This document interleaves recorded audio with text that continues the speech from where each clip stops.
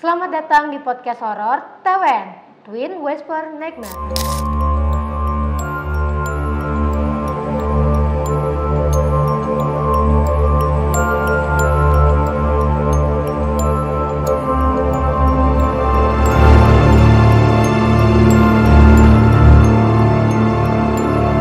Bersama saya Nika Ribi dan gua Tata. Di sini kita bakalan menceritakan hal-hal yang berbau horor, terutama yang dialami oleh Tata. Menurut Tata, pengalaman horor yang paling menyeramkan apa yang pernah lo alamin tuh?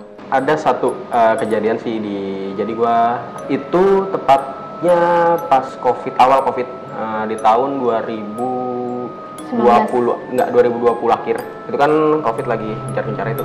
Nah, di tahun itu jadi gua sama teman-teman rumah, gua ke Bogor, daerah dekat kaki Gunung Salak. Itu gua ke situ karena ada satu teman gua itu yang ngekos di Jakarta dan rumahnya itu di sana, di daerah Bogor itu.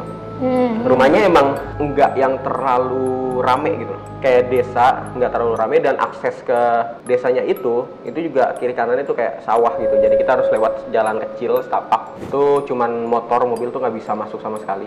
Itu benar-benar terpencil lah gitu. Jadi ya tipe rumahnya pun rumah lama. Ya, jadi sekatnya itu masih pakai bambu. Nah, karena emang gue udah sering sebelumnya itu gue udah sering ke sana. Kalau misalnya emang liburan ya buat cari suasana baru gitu. Kayak nggak di Jakarta. Berarti lu kesana tuh cuman kayak pengen jalan-jalan aja lah ya? Pengen jalan-jalan. Karena di sana tuh banyak tempat wisata yang gratis juga. Kayak ke Curug kayak gitu tuh emang gratis, ditambah kayak dia tuh warlock lah. Jadi kalau misalnya ada yang berbayar pun lebih gampang sama dia. Ya masuk ya tinggal masuk aja gitu. Nah, pas di malam hari itu setelah kita aktivitas di jam-jam subuh. Jadi tuh ada satu ruangan di sana. Anak-anak gue tuh nyebutnya UKS. Karena tempat tidurnya itu kayak tempat tidur UKS kayak gitu. Tapi ruangannya yang kecil. Besi ya? Iya, yang besi kayak gitu. Tempat tidur besi kayak gitu. Jadi teman-teman gue semuanya tidur di ruang tamu. Itu gelar tikar. Ya kayak kalau lu pulang kampung lah suasananya kayak gitu. Gelar tikar di situ. Itu gue jalan itu 4 motor 8 orang lah. Itu penuh semua. 8 orang. Gue tidur di UKS itu karena emang sempit. Nah, gue tidur di UKS itu di jam-jam subuh karena gue ngedengar kayak ada suara pengajian kayak gitu. Itu kebetulan persis di sebelah rumahnya itu, nggak jauh dari rumahnya, itu ada masjid, musola. Itu suara ngaji kayak gitu. Gue tuh masih kayak tidur ayam gimana sih? Kayak sadar nggak sadar. Sadar nggak sadar lah ya. Ya, dibilang tidur tapi merem gitu. Ya, merem. Sadar nggak sadar. Gue ngerasa tuh di kaki gue itu ada yang nyakar. Itu 2 kali. Jadi ada yang nyakar, terus kayak gatel lah. Gue cuman gini pakai kaki, kayak ngegesekin kaki kayak gitu. Itu nggak terlalu berasa dicakar kayak gitu. Nah terus gue masih lanjut tidur. Yang kedua kalinya tuh bener-bener gue ngerasa banget kayak dicakar. Kayak dicakar. Cakar kucing, kayak cakar kucing. Iya, bener gitu, kayak cakar kucing. Set, dicakar kayak gitu. Kebangun dong. Tapi gue nggak yang berpikiran apa-apa. Kayak emang masih ngantuk juga kan. Akhirnya gue tidur lagi. Terus gue bangun di pagi harinya. Gue cek kaki gue itu beneran kecakar. Padahal pas gue lihat itu pas kejadian itu ya, gue ngeliat tuh nggak ada siapa-siapa juga. Bener-bener gue melek. Itu nggak ada orang, nggak ada apa. Gue ngeliat ke bawah juga nggak ada siapa-siapa. Karena kan posisi tempat tidurnya kan tinggi. Nah, ya kan? Tapi waktu cakar kedua tuh lu kan berasa itu lu langsung nyadar, langsung ngecek apa gimana? Karena kalau nyadarnya waktu lu bangun kan tadi. Nyadar pas bangun itu sadar kalau misalnya ada luka. Tapi waktu pas banget dicakar kenceng tuh itu lu langsung sadar tuh bangun. Ya, karena pikiran gue ya paling cuman gimana ya, kalau lu tidur tengah sadar kan pikiran kayak kemana-mana gitu. Gue cuman kasuges doang, pikiran gue gitu kan. Gue cek, karena gue cek nggak ada, ya udah gue lanjut tidur. Di situ belum berasa perih atau apa. Pas bangun baru kerasa, dan itu bener-bener cakar. Kayak gini ya? Cakar. Ya, bener-bener kayak apa ya? Berdarah sih enggak, tapi kayak perih gitu loh. Iya. Ya, kayak kebeset besi gitu ya? Kayak kebeset besi. Itu dan ternyata jadi tuh nyokapnya dia, uminya dia manggil Umi. Uminya dia itu bisa dibilang tuh apa ya? Untuk berbau hal-hal mistis tuh dia yang ya ibaratnya kalau di daerah itu ya kayak orang yang bisa lah untuk menyembuhkan atau apa gitu. Ya gue nggak tahu lah, gue nggak terlalu percaya sih sebenarnya kayak gituan. Nah kata uminya itu emang di situ tuh rawan, jadi emang banyak lah kejadian-kejadian aneh untuk orang yang baru si yang nyakar gue ini kenal. Tapi uminya tuh ngasih tahu lu nggak sih sebenarnya tuh yang nyakar ini tuh sebenarnya kejadiannya bukan cuma di lu doang, ada di orang lain yang pernah? Kalau untuk nyakar tuh di gua doang, tapi untuk yang sebelum-sebelumnya dia nggak kayak gitu. Cuman kayak apa ya, kayak tiba-tiba hawanya nggak enak atau entah ditongolin atau apa.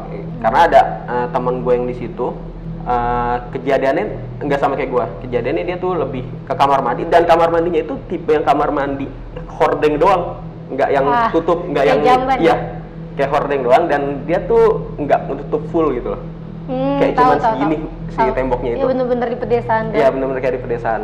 Dia tuh pas mandi ngeliat di hordengnya ini tuh kayak ada yang lewat, padahal itu posisinya bener-bener dia tuh pengen sholat subuh, bener-bener masih pada tidur. Oke. Dan belum ada yang bangun, masih ada yang gelap. Karena posisi kamar si Umi-nya ini kan di dekat ruang tamu itu. Kalau misalnya emang dia pengen keluar, pengen ke kamar mandi, itu otomatis ngelangkahin kita yang lagi tidur. Dan itu nggak ada suara langkah atau apa, bener-bener nggak ada orang lah yang bangun di situ, di mandi dan ngeliat gitu loh. Kayak bayangan hitam subuh. Bayangan hitam. Dan katanya emang udah apa ya, desa nggak mistis sih sebenarnya. Kayak ada beberapa orang yang baru ke situ ya pasti ada kejadian-kejadian yang kayak gitu. Nggak semuanya tapi ya mungkin kayak kurang sopan lah kitanya. Tapi dari kejadian lu situ tuh lu ngerasa nggak sih kayak ada sosok kehadiran itu, kayak lu bisa ngerasain nggak sih? Kalau ngerasain gue nggak bisa ya.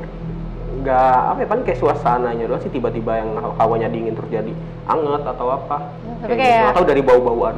Bau. Misalkan kayak lu nyium nih bau-bauan, kayak orang lain tuh juga nyium apa enggak gitu? Enggak. Berarti lu bisa dong merasakannya. Ya nggak tahu juga sih, gua itu balik lagi, gua nggak terlalu percaya dengan mistis ya, gua nggak terlalu percaya kayak gitu ya, mungkin cuman memang napas gua kali bau itu.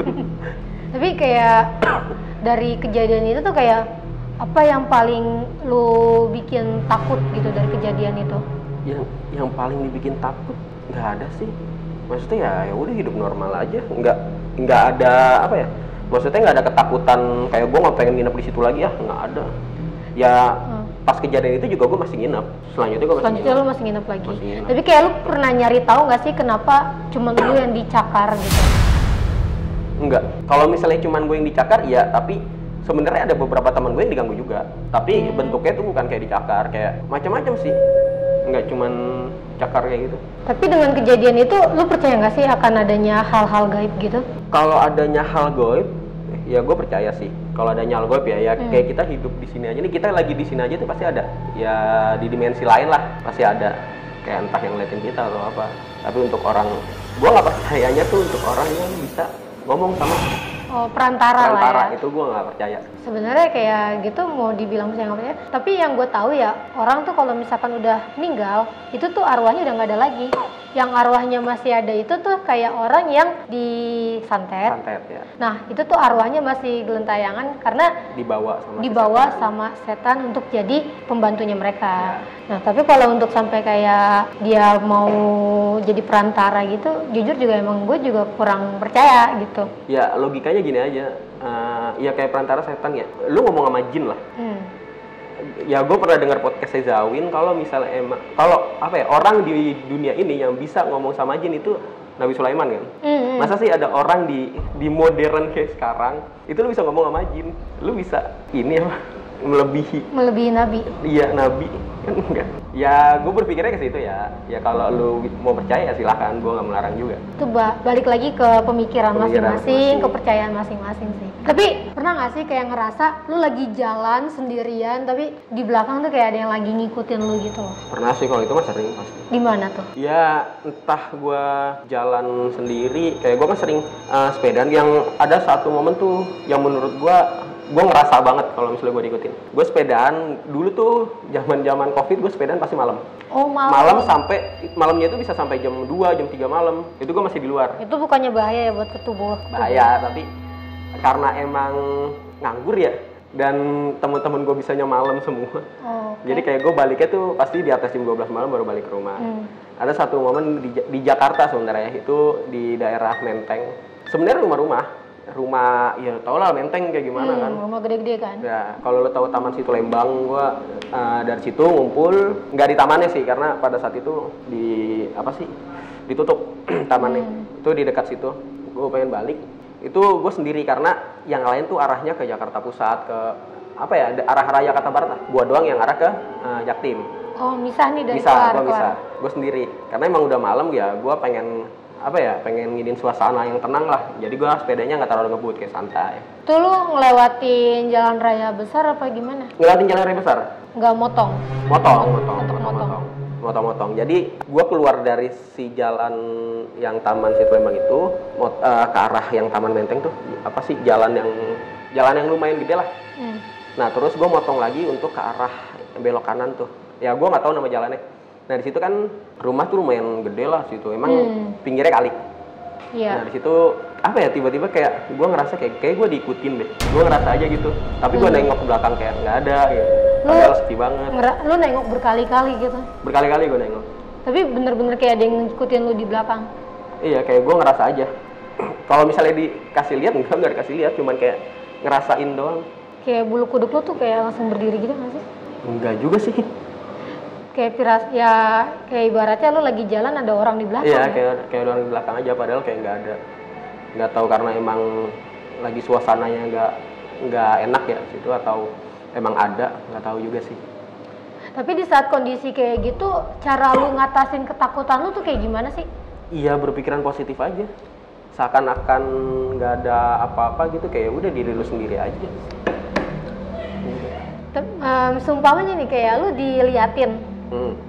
Gimana cara ngatasin ketakutan lu? Gue baru sekali dikasih lihat, tapi nggak dikasih lihat keseluruhan badan ya.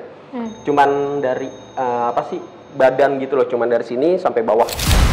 Dan itu cuman sekilas doang, tiba-tiba kayak hilang udah. Di kantor lama lu ya? Iya. Ya gue tahu cerita lu. Gue tahu lah ceritanya. Kalau lu sering ngalamin mimpi buruk gitu nggak sih? Mimpi buruk kalau rep-repan pernah ya, tapi kalau mimpi buruk jarang sih gue mimpi buruk kayak gitu, karena gue berdoa. Masya Allah. Nggak, kalau mimpi buruk tuh jarang sih, tapi kalau misalnya rep-repan sering gue rep-repan. Lu sering direp-repin tuh yang kayak gimana?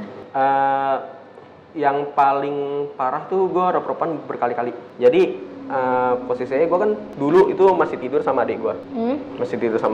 Itu pas masih ada nyokap lah, tidur sama adik gue. Emang gue lagi capek-capeknya, bener-bener lagi capek. Karena itu gue masih sekolah. Jadi gue habis olahraga, apa sih namanya? Kalau atletik, terus ada perlombaan bola juga, terus gue tidur, itu benar-benar capek. Dan itu kayak tiba-tiba aja, lu posisi masih sadar, tiba-tiba nggak gerak. Oh iya. Ya, kayak pengen antara lu tidur atau enggak gitu. Tiba-tiba, wah nggak bisa gerak gitu kan. Dan itu gue pengen ngomong teriak nggak bisa, gue pengen gerakin badan nggak bisa. Kalau gue paksa gerak tuh kayak gimana ya, tubuh lu tuh kayak kesemutan keras gitu loh. Betul. Kaki dingin ya kayak gitu. Gue teriak nggak bisa. Terus gue ngeliat kayak ada sosok anak ya sepantar-pantaran kayak anak SD gitu lah, kayak ngadep ke lemari gue. Dan itu gue panggil-panggil karena pikiran gue adek gue gitu. Gue panggil-panggil nggak bisa, gue nggak bisa teriak juga. Sosok di lemari?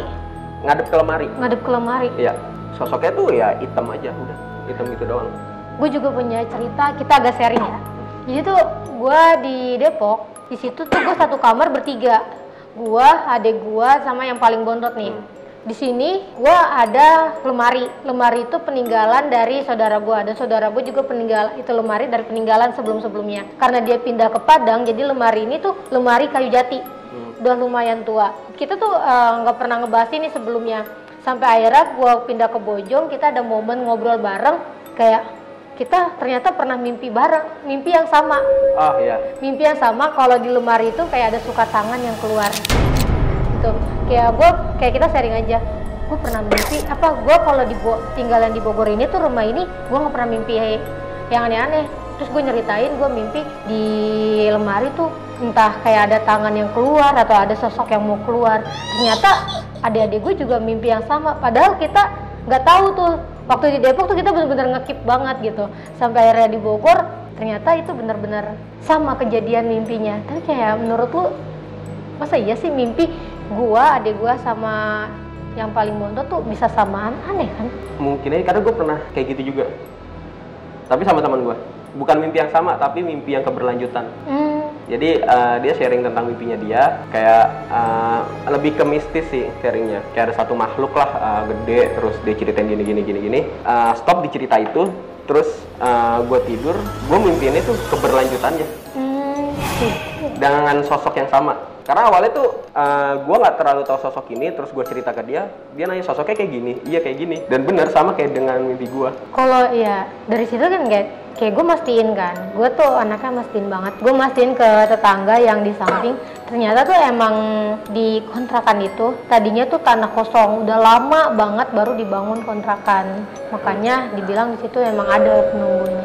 Tapi ya karena alhamdulillah gua nggak diganggu, cuman dimimpin. Kalau dimimpin saya emang sering banget. Di rumah itu tuh yang di Depok emang gue dimimpin tuh sering banget. Direp-repin yang kayak lo ceritain itu juga, gue juga ngalamin juga sih. Kalau rep-repan mungkin karena emang ya tubuh kita capek aja sih. Iya, kalau dari segi dokter emang ada sih katanya tuh kayak otak kita tuh sarafnya ada yang kayak berhenti gitu, makanya kenapa kita kayak rep-repan. Iya, kayak susah gerak. Tapi gue biasanya kalau kayak gitu, gue nyoba nyari di internet ya. Caranya tuh lu batuk, paksain batuk, dan itu works sama gue. Oh udah. Tapi kalau batuk terus? Iya lagi. Oke, skip. Kita lanjut, kayak lu tahu nggak sih tempat-tempat yang angker dan lu kalau lagi jalan kayak ke situ ngerasa kayak gimana gitu di tempat angker itu? Kalau di sekitaran rumah gua tempat angker kayak dulu ya pas cuman SD, gua pernah ngerasa tempat itu kayak angker gitu. Dan nama jalannya itu dinamain nama anak-anak gue ya, itu Peti Mati nama jalannya. Kenapa tuh? Gue juga nggak tahu cerita kenapa dinamain Peti Matinya ya. Oke, gue jadi kalau misalnya gue balik sekolah, itu gue lewat jalan itu terus lewat gang yang kecil gitu, cuman muat motor juga itu stangnya mepet lah gitu, gang yang kecil situ. Dan gue tuh paling takut kalau lewat situ malam, nggak tahu kenapa.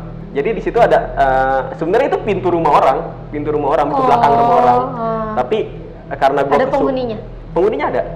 Karena gue kesuges mungkin sama teman-teman gue, setiap gue lewat situ gue pasti lari.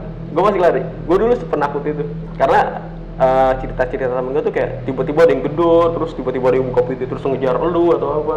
Oh, diceritain ya, cerita SD lah gitu. Ya, gue selalu lari di situ.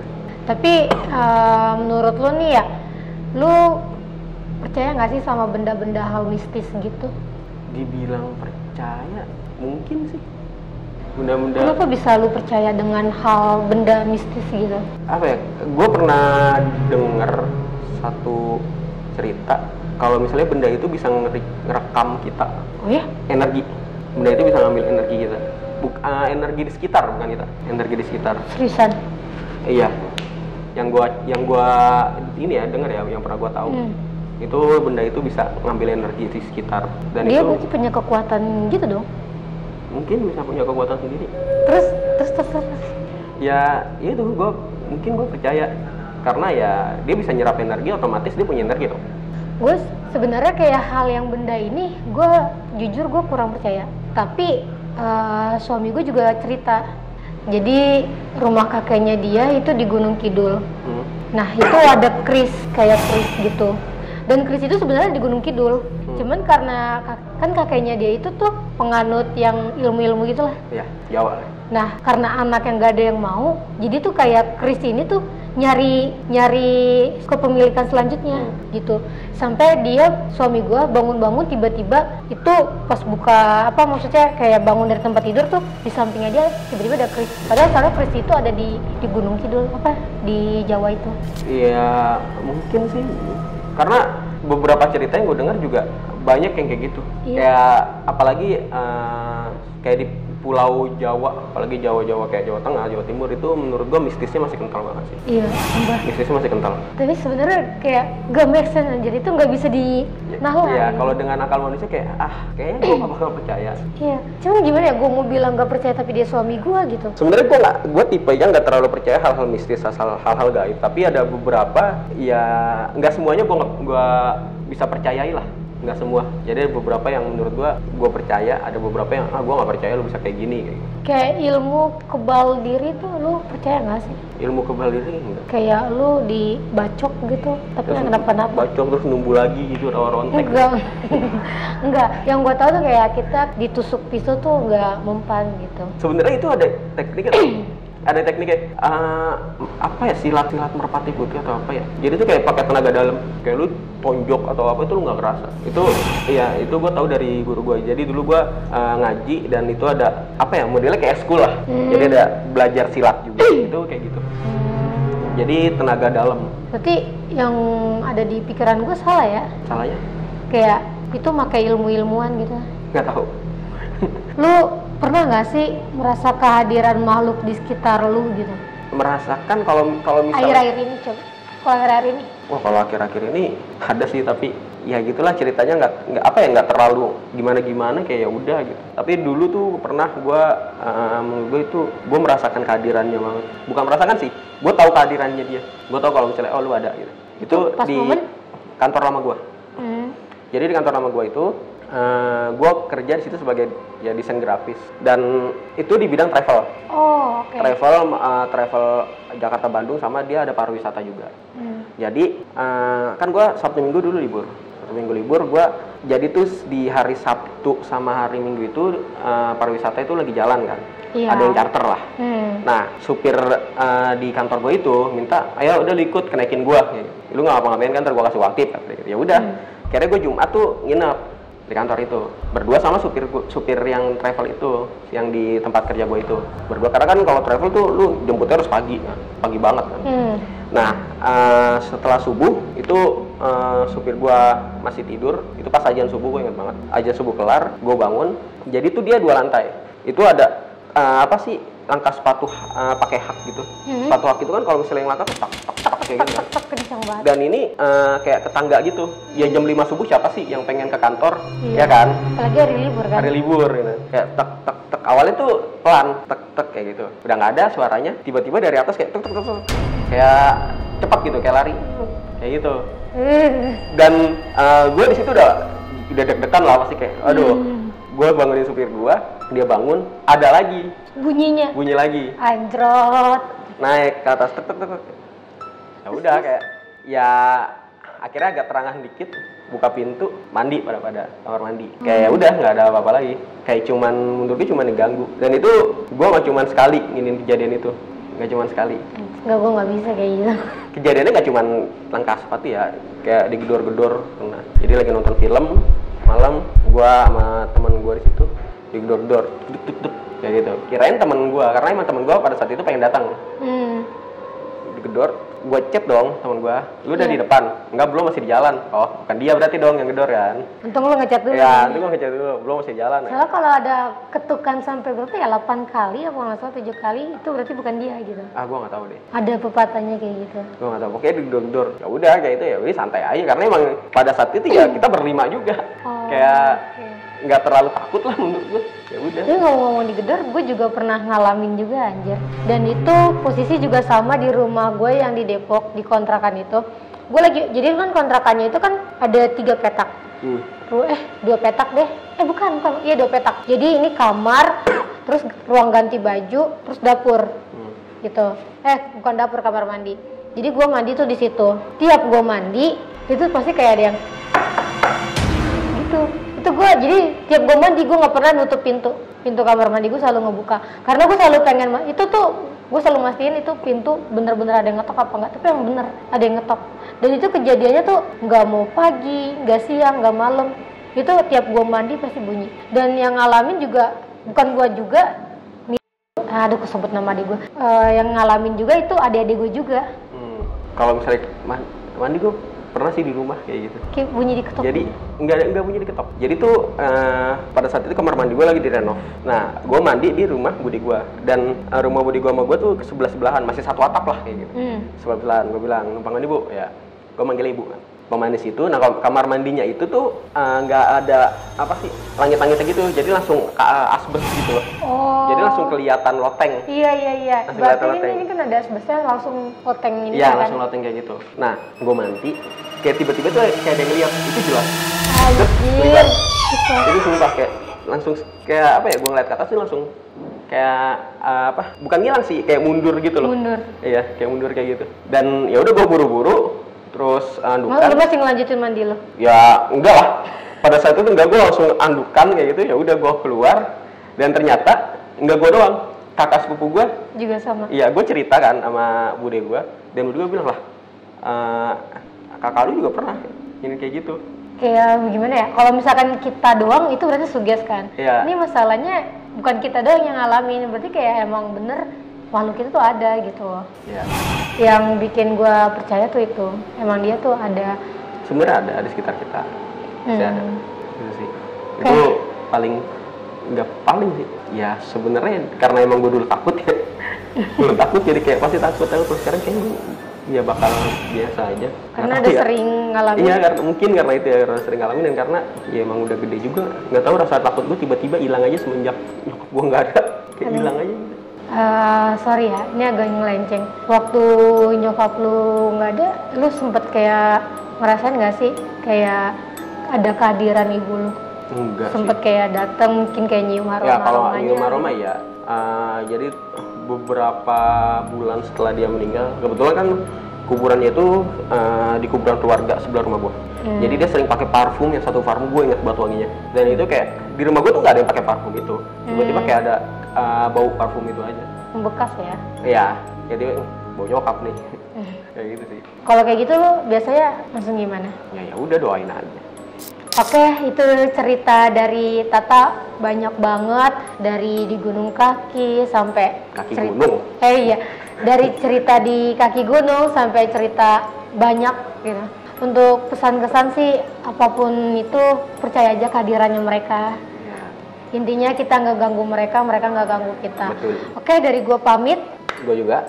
Buat kalian yang pengen dengerin cerita horor apapun yang lain meskipun bukan horor juga, kalian boleh komen aja di bawah, dan jangan lupa like, comment, and subscribe. Bye bye.